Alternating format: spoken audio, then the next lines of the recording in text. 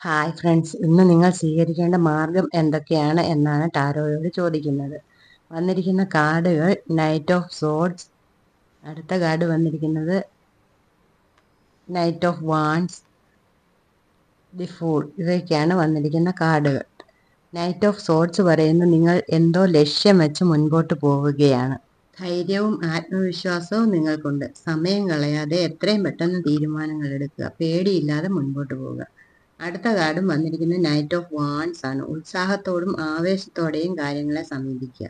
നിങ്ങളുടെ ഹൃദയത്തിന്റെ ശബ്ദം നിങ്ങൾ കേൾക്കുക. പുതിയ അവസരങ്ങൾ നിങ്ങളുടെ എനർജി മുഴുവൻ ചെലവഴിക്കുക. വേഗത്തിൽ പ്രവർത്തിക്കുകയും ലക്ഷ്യങ്ങളിലേക്ക് നീങ്ങുകയും ചെയ്യുക. വേഗതയോടൊപ്പം ശ്രദ്ധയും ആവശ്യമാണ് എന്നുകൂടി ഈ കാർഡ് ഓർമ്മിപ്പിക്കുന്നു.